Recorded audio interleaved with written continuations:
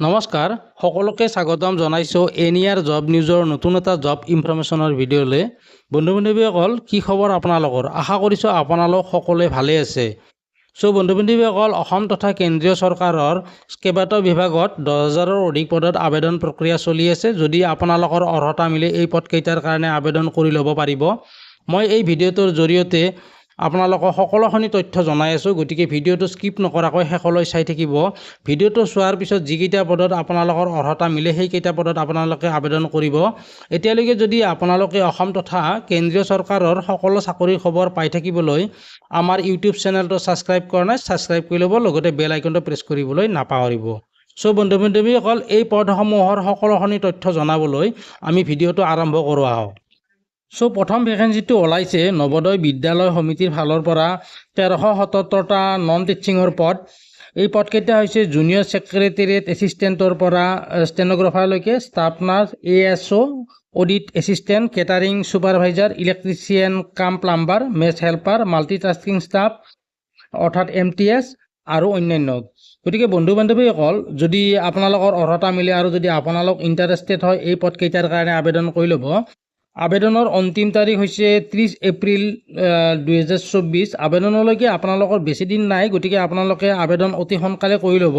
আৰু আবেদন আৰম্ভ হৈছিল 22 মাৰ্চ 2024ৰ পৰা। এতিয়া আহিছোঁ এই পদসমূহৰ বিষয়ে। প্ৰথমতে আহিছোঁ ফিমেল ষ্টাফ নাৰ্ছ। ইয়াত পদ আছে 121টা। বয়স 35 বছৰৰ বেছি হ'ব নালাগিব। Qualification BSc honours in nursing নতুবা regular course in BSc nursing নতুবা পোষ্ট বেচিক BSc নাৰ্ছিং হ'ব লাগিব। লগতে যিকোনো ষ্টেট নাৰ্ছিং কাউন্সিলিঙত নাৰ্ছ বা নাৰ্ছ মিডৱাইফ হিচাপে ৰেজিষ্টাৰ থাকিব লাগিব। লগতে 2.5 বছৰৰ এক্সপিৰিয়েঞ্চ থাকিব লাগিব 50 বেডেড হস্পিটেলত। তাৰপিছত আহিছোঁ এছিষ্টেণ্ট ছেকশ্যন অফিচাৰ। ইয়াত পদ আছে 5টা। বয়স 23 পৰা 33 বছৰৰ ভিতৰত হ'ব লাগিব। কোৱালিফিকেশ্যন বেচেলাৰ ডিগ্ৰী হ'ব লাগিব। লগতে 3 বছৰৰ এক্সপিৰিয়েঞ্চ থাকিব লাগিব in administrative and financial matters in central government বা autonomous organisation under the central government. তাৰপিছত আহিছোঁ অডিট এছিষ্টেণ্ট। ইয়াত পদ আছে 12টা। বয়স 18 পৰা 30 বছৰৰ ভিতৰত হ'ব লাগিব। কোৱালিফিকেশ্যন BCom পাছ হ'ব লাগিব। লগতে 3 বছৰৰ এক্সপিৰিয়েঞ্চ থাকিব লাগিব ইন গভৰ্ণমেণ্ট নতুবা ছেমি গভৰ্ণমেণ্ট নতুবা অট'নমাছ অৰ্গেনাইজেশ্যনত। ইয়াৰ পিছত আহিছোঁ জুনিয়ৰ ট্ৰেন্সলেশ্যন অফিচাৰ। ইয়াত পদ আছে 4টা। বয়স 32 বছৰৰ বেছি হ'ব নালাগিব। Qualification master degree in Hindi আৰু with English as a compulsory subject থাকিব লাগিব। তাৰপিছত আহিছোঁ লিগেল এছিষ্টেণ্ট। ইয়াত পদ আছে 1টা। বয়স 23 পৰা 35 বছৰৰ ভিতৰত হ'ব লাগিব। ল'ত ডিগ্ৰীত পাছ হ'ব লাগিব। লগতে 3 বছৰৰ এক্সপিৰিয়েঞ্চ থাকিব লাগিব in legal cases government department নতুবা অট'নমাছ বডিজ বা PSU। তাৰপিছত আহিছোঁ ষ্টেন'গ্ৰাফাৰ।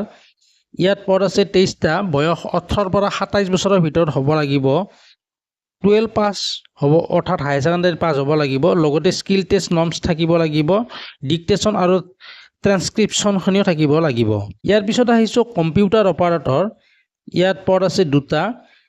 বয়স 18 পৰা 30 বছৰৰ ভিতৰত হ'ব লাগিব। Qualification BCA BSc computer science নতুবা IT বা BTech কম্পিউটাৰ ছায়েন্স পাছ হ'ব লাগিব। তাৰপিছত আহিছোঁ কেটাৰিং ছুপাৰভাইজাৰ। ইয়াত পদ আছে 78 আৰু বয়স 35 বছৰৰ বেছি হ'ব নালাগিব। Qualification bachelors degree in hotel management নতুবা trade proficiency certificate in catering with 10 years of service in defence services for ex servicemen only. তাৰপিছত আহিছোঁ জুনিয়ৰ ছেক্ৰেটেৰিয়েট এছিষ্টেণ্ট। ইয়াত পদ আছে 381টা। বয়স 18 পৰা 27 বছৰৰ ভিতৰত হ'ব লাগিব। 12 পাছ অৰ্থাৎ হায়াৰ ছেকেণ্ডাৰী পাছ হ'ব লাগিব। ইংলিছ টাইপ ৰাইটিঙত মিনিমাম স্পীড 30টা ৱৰ্ড পাৰ মিনিট হ'ব লাগিব নতুবা হিন্দী টাইপ ৰাইটিঙত মিনিমাম স্পীড 25টা ৱৰ্ড পাৰ মিনিট হ'ব লাগিব। তাৰপিছত আহিছোঁ ইলেক্ট্ৰিচিয়ান কাম প্লাম্বাৰ। ইয়াত পদ আছে 128টা। বয়স 18 পৰা 27 বছৰৰ ভিতৰত হ'ব লাগিব। কোৱালিফিকেশ্যন 10 পাছ অৰ্থাৎ মেট্ৰিক পাছ হ'ব লাগিব। লগতে ITI চাৰ্টিফিকেট থাকিব লাগিব আৰু লগতে 2 বছৰৰ এক্সপিৰিয়েঞ্চ থাকিব লাগিব। তাৰপিছত আহিছোঁ লেব এটেণ্ডেণ্ট। ইয়াত পদ আছে 161টা। বয়স 18 পৰা 40 বছৰৰ ভিতৰত হ'ব লাগিব। কোৱালিফিকেশ্যন 10 পাছ, লগতে লেবৰেটৰী টেকনিকৰ চাৰ্টিফিকেট বা ডিপ্ল'মা থাকিব লাগিব, নতুবা 12 পাছ অৰ্থাৎ হায়াৰ ছেকেণ্ডাৰী ছায়েন্স পাছ হ'ব লাগিব। তাৰপিছত আহিছোঁ মেথছ হেল্পাৰ। ইয়াত পদ আছে 442টা। বয়স 18 পৰা 30 বছৰৰ ভিতৰত হ'ব লাগিব। কোৱালিফিকেশ্যন মেট্ৰিকুলেশ্যন অৰ্থাৎ 10 পাছ হ'ব লাগিব, লগতে 5 বছৰৰ এক্সপিৰিয়েঞ্চ থাকিব লাগিব। তাৰপিছত আহিছোঁ মাল্টি টাস্কিং ষ্টাফ অৰ্থাৎ MTS। ইয়াত পদ আছে 19টা। বয়স 18 পৰা 30 বছৰৰ ভিতৰত হ'ব লাগিব। কোৱালিফিকেশ্যন 10 পাছ অৰ্থাৎ মেট্ৰিক পাছ হ'ব লাগিব। ইয়াত বয়সৰ ৰেহাইৰ কথা উল্লেখ আছে। SC STৰ কাৰণে 5 বছৰ, OBC NCLৰ কাৰণে 3 বছৰৰ ৰেহাই দিয়া হৈছে। এই পদসমূহ আবেদন কৰিবলৈ হ'লে আপোনালোকে এপ্লিকেশ্যন ফিজ দিব লাগিব। জেনেৰেল OBC EWS 1000 টকা পে' কৰিব লাগিব। SC ST PWD 500 টকা পে' কৰিব লাগিব। বন্ধু বান্ধৱীসকল, যদি আপোনালোকৰ অৰ্হতা মিলিছে আৰু যদি আপোনালোক ইণ্টাৰেষ্টেড হয় এই পদকেইটাৰ কাৰণে আপোনালোকে অনলাইন আবেদন কৰি ল'ব। মই ভিডিঅ'টোৰ ডেছক্ৰিপশ্যনত এই পেজটোৰ লিংকটো দিছোঁ। তাত গৈ আপোনালোকে এই পদসমূহৰ সবিশেষখিনি এবাৰ ভালদৰে চাই ল'ব। লগতে আবেদন কেনেদৰে কৰিব সেইখিনিও তাত দিয়া আছে। আপোনালোকে সেইখিনি এবাৰ ভালদৰে চাই ইম্পৰ্টেণ্ট লিংকছৰ তলত অনলাইন আবেদনৰ লিংকটো দিয়া আছে। তাত গৈ আপোনালোকে অনলাইন আবেদন কৰি ল'ব। তাত অফিচিয়েল নটিফিকেশ্যনটো দিয়া আছে। গৈ আপোনালোকে অফিচিয়েল নটিফিকেশ্যনটো এবাৰ ভালদৰে চাই ল'ব। তাৰপাছত দ্বিতীয়টো ভেকেঞ্চি ওলাইছে ষ্টাফ চিলেকশ্যন কমিশ্যন অৰ্থাৎ SSCৰ ফালৰ পৰা CHSL এক্সামিনেশ্যনৰ মাধ্যমেৰে 3712টা পদ। আৰু এই পদসমূহ হৈছে lower division clerk, junior secretary assistant, data entry operator grade A, data entry অপাৰেটৰৰ পদ। যদি আপোনালোকৰ অৰ্হতা মিলে আৰু যদি আপোনালোক ইণ্টাৰেষ্টেড হয় এই পদকেইটাৰ কাৰণে অনলাইন আবেদন কৰি ল'ব। আবেদনৰ অন্তিম তাৰিখ হৈছে 7 মে 2024 আৰু আবেদন আৰম্ভ হৈছে 8 এপ্ৰিল 2024 পৰা। দৰমহা লোৱাৰ ডিভিজন ক্লাৰ্ক, জুনিয়ৰ ছেক্ৰেটেৰী এছিষ্টেণ্টত 19,900 পৰা 63,200 টকালৈকে, ডাটা এণ্ট্ৰি অপাৰেটৰত 25,500 পৰা 81,100 টকালৈকে আৰু 29,200 পৰা 92,300 টকালৈকে। Data entry operator grade A 25,000 পৰা 81,000 টকালৈকে লাভ কৰিব। বয়সৰ সময়সীমাৰ ভিতৰত 1 জানুৱাৰী 2024 মতে 18 পৰা 27 বছৰৰ ভিতৰত হ'ব লাগিব, অৰ্থাৎ জন্ম তাৰিখ 2 আগষ্ট 1997 আৰু 1 আগষ্ট 2006 চনৰ ভিতৰত হ'ব লাগিব। বয়সৰ ৰেহাইৰ ক্ষেত্ৰত SC STৰ কাৰণে 5 বছৰ, OBCৰ কাৰণে 3 বছৰ, PWDৰ কাৰণে 10 বছৰ, PWD OBCৰ কাৰণে 13 বছৰ, PWD SC STৰ কাৰণে 15 বছৰ, ESM অৰ্থাৎ এক্স ছাৰ্ভিচমেনৰ কাৰণে 3 বছৰৰ ৰেহাইৰ ব্যৱস্থা আছে। এডুকেশ্যন কোৱালিফিকেশ্যন কিছুমান পদত আবেদন কৰিবলৈ হ'লে আপোনালোক হাই ছেকেণ্ডাৰী ছায়েন্সত মেথামেটিক্সৰ ছাবজেক্টৰ সৈতে পাছ হ'ব লাগিব। বাকী অন্যান্য পদত আবেদন কৰিবলৈ হ'লে আপোনালোকে যিকোনো ষ্ট্ৰীমৰ পৰা হাই ছেকেণ্ডাৰী পাছ হ'ব লাগিব। এই পদকেইটা আবেদন কৰিবলৈ হ'লে আপোনালোকে এপ্লিকেশ্যন ফিজ দিব লাগিব। জেনেৰেল আৰু OBCয়ে 100 টকা পে' কৰিব লাগিব। বাকী women, schedule caste, schedule tribes, persons with disabilities, ex ছাৰ্ভিচমেনে কোনো ধৰণৰ এপ্লিকেশ্যন ফিজ পে' কৰিব নালাগে। বন্ধু বান্ধৱীসকল, যদি আপোনালোকৰ অৰ্হতা মিলিছে আৰু যদি আপোনালোক ইণ্টাৰেষ্টেড হয় এই পদকেইটাৰ কাৰণে আবেদন কৰি ল'ব। মই এই ভিডিঅ'টোৰ ডেছক্ৰিপশ্যনত এই পেজটোৰ লিংকটো দিছোঁ। তাত গৈ আপোনালোকে এই পদসমূহৰ সবিশেষখিনি এবাৰ ভালদৰে চাই ল'ব পাৰিব। লগতে তাত অনলাইন আবেদন কেনেদৰে কৰে সেইখিনিও দিয়া আছে, সেইখিনি এবাৰ ভালদৰে চাই ইম্পৰ্টেণ্ট লিংকছৰ তলত দিয়া লিংকত গৈ আপোনালোকে অনলাইন আবেদন কৰিব পাৰিব। তাত অফিচিয়েল নটিফিকেশ্যনৰ লিংকটো দিয়া আছে। তাত গৈ আপোনালোকে অফিচিয়েল নটিফিকেশ্যনটো এবাৰ ভালদৰে চাই ল'ব। তাৰপিছত ভেকেঞ্চিটো ওলাইছে ministry of railways government of ইণ্ডিয়াৰ ফালৰ পৰা ৰেলৱে প্ৰটেকশ্যন ফ'ৰ্চ অৰ্থাৎ RPF আৰু ৰেলৱে প্ৰটেকশ্যন স্পেচিয়েল ফ'ৰ্চত 4,208টা কনিষ্টবলৰ পদ। যদি আপোনালোকৰ অৰ্হতা মিলে আৰু যদি আপোনালোক ইণ্টাৰেষ্টেড হয় এই পদকেইটাৰ কাৰণে আবেদন কৰি ল'ব। আবেদনৰ অন্তিম তাৰিখ হৈছে 14 মে 2024 আৰু আবেদন আৰম্ভ হৈছে 15 এপ্ৰিল 2024 পৰা। এই 4,208টা পদৰ ভিতৰত 3577টা পদ মেল কেণ্ডিডেটৰ কাৰণে 631টা ফিমেল কেণ্ডিডেটৰ কাৰণে আছে। দৰমহা 21,700 টকা, লগতে আদাৰ এলাউন্সেছবিলাকো পাব।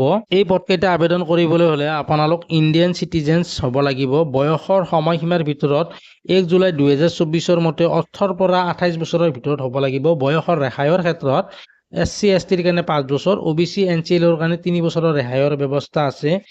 মেডিকেল ফিটনেছ, এই পদকেইটা আবেদন কৰিবলৈ হ'লে প্ৰয়োজনীয় মেডিকেল ষ্টেণ্ডাৰ্ডৰ সকলোখিনি ফিটনেছ থাকিব লাগিব। এডুকেশ্যন কোৱালিফিকেশ্যন, এই পদকেইটা আবেদন কৰিবলৈ হ'লে আপোনালোক 10 ষ্টেণ্ডাৰ্ড অৰ্থাৎ মেট্ৰিক পাছ হ'ব লাগিব। এই পদকেইটা আবেদন কৰিবলৈ হ'লে আপোনালোকে এপ্লিকেশ্যন ফিজ দিব লাগিব। SC ST female, ex servicemen, minorities, economically backward ক্লাছে 250 টকা পে' কৰিব লাগিব। বাকী অন্যান্যসকলে 500 টকা পে' কৰিব লাগিব। বন্ধু-বান্ধৱীসকল, আপোনালোকৰ যদি অৰ্হতা মিলিছে আৰু যদি আপোনালোক ইণ্টাৰেষ্টেড হয় এই পদকেইটাৰ কাৰণে আবেদন কৰি ল'ব। মই ভিডিঅ'টোৰ ডেছক্ৰিপশ্যনত এই পদকেইটাৰ লিংকটো দিছোঁ, তাত গৈ আপোনালোকে এই পদকেইটাৰ সবিশেষখিনি এবাৰ ভালদৰে চাই ল'ব। লগতে আবেদন কেনেদৰে কৰে সেইখিনিও দিয়া আছে, সেইখিনি এবাৰ ভালদৰে চাই ইম্পৰ্টেণ্ট লিংকছৰ তলত আবেদনৰ লিংকটো দিয়া গৈছে, তাত গৈ আপোনালোকে অনলাইন আবেদন কৰি ল'ব। লগতে অফিচিয়েল নটিফিকেশ্যনৰ লিংকটো তাত দিয়া আছে, তাত গৈ আপোনালোকে এবাৰ অফিচিয়েল নটিফিকেশ্যনটো এবাৰ ভালদৰে চাই ল'ব। তাৰপিছৰ ভেকেঞ্চিটো ওলাইছে ministry of railways government of ইণ্ডিয়াৰ ফালৰ পৰাই ৰেলৱে প্ৰটেকশ্যন ফ'ৰ্চ RPF আৰু ৰেলৱে প্ৰটেকশ্যন স্পেচিয়েল ফ'ৰ্চত 452টা ছাব ইনস্পেক্টৰৰ পদ। যদি আপোনালোকৰ অৰ্হতা মিলে আৰু যদি আপোনালোক ইণ্টাৰেষ্টেড হয় অনলাইন আবেদন কৰি ল'ব। অনলাইন আবেদনৰ অন্তিম তাৰিখ হৈছে 14 মে 2024 আৰু আবেদনৰ আৰম্ভণি ডেট হৈছে 15 এপ্ৰিল 2024। এই 452টা পদৰ ভিতৰত 384টা পদ মেল কেণ্ডিডেটৰ কাৰণে আৰু 68টা পদ ফিমেল কেণ্ডিডেটৰ কাৰণে। দৰমহা 35,400 টকা, লগতে আদাৰ এলাউন্সেছবিলাকো পাব। এই পদকেইটা আবেদন কৰিবলৈ হ'লে আপোনালোক ইণ্ডিয়ান চিটিজেন্স হ'ব লাগিব। বয়সৰ সময়সীমাৰ ভিতৰত 1 জুলাই 2024 মতে 20 পৰা 28 বছৰৰ ভিতৰত হ'ব লাগিব। বয়সৰ ৰেহাইৰ ক্ষেত্ৰত SC STৰ কাৰণে 5 বছৰ, OBC NCLৰ কাৰণে 3 বছৰৰ ৰেহাইৰ ব্যৱস্থা আছে। মেডিকেল ফিটনেছ, এই পদকেইটা আবেদন কৰিবলৈ হ'লে আপোনালোক মেডিকেল ষ্টেণ্ডাৰ্ডৰ সকলোখিনি ফিটনেছ থাকিব লাগিব। শিক্ষাগত অৰ্হতা, এই পদকেইটা আবেদন কৰিবলৈ হ'লে যিকোনো স্বীকৃতিপ্ৰাপ্ত বিশ্ববিদ্যালয়ৰ পৰা গ্ৰেজুৱেট ডিগ্ৰী পাছ হ'ব লাগিব। এই পদকেইটা আবেদন কৰিবলৈ হ'লে আপোনালোকে এপ্লিকেশ্যন ফিজ দিব লাগিব। SC ST female, ex servicemen, minorities, economically backward ক্লাছে 250 টকা পে' কৰিব লাগিব। বাকী অন্যান্যসকলে 500 টকা পে' কৰিব লাগিব। বন্ধু-বান্ধৱীসকল, আপোনালোকৰ যদি অৰ্হতা মিলিছে আৰু যদি আপোনালোক ইণ্টাৰেষ্টেড হয় এই পদকেইটাৰ কাৰণে আবেদন কৰি ল'ব।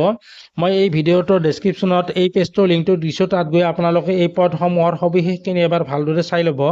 লগতে আবেদন কেনেদৰে কৰে সেইখিনিও তাত দিয়া আছে, সেইখিনি এবাৰ ভালদৰে চাই ইম্পৰ্টেণ্ট লিংকছৰ তলত আবেদনৰ লিংক দিয়া আছে, তাত গৈ আপোনালোকে অনলাইন আবেদন কৰিব পাৰিব। তাত অফিচিয়েল নটিফিকেশ্যনৰ লিংকটো দিয়া আছে, তাত গৈ আপোনালোকে অফিচিয়েল নটিফিকেশ্যনটো এবাৰ ভালদৰে চাই ল'ব। শেষৰ ভেকেঞ্চিটো ওলাইছে শোণিতপুৰৰ ডিষ্ট্ৰিক্ট কমিশ্যনাৰ অফিচৰ ফালৰ পৰা 26টা গ্ৰেড 3 আৰু গ্ৰেড 4ৰ পদ। যদি আপোনালোক ইণ্টাৰেষ্টেড হয় আৰু যদি আপোনালোকৰ অৰ্হতা মিলে এই পদকেইটাৰ কাৰণে আবেদন কৰিব পাৰিব। আবেদনৰ অন্তিম তাৰিখ হৈছে 25 এপ্ৰিল 2024, অৰ্থাৎ আবেদনৰ কাৰণে আপোনালোকৰ হাতত আৰু এদিন আছে, গতিকে আপোনালোকে অহাকালি সোনকালে আবেদন কৰি ল'ব। এতিয়া আহিছোঁ এই পদসমূহৰ বিষয়ে।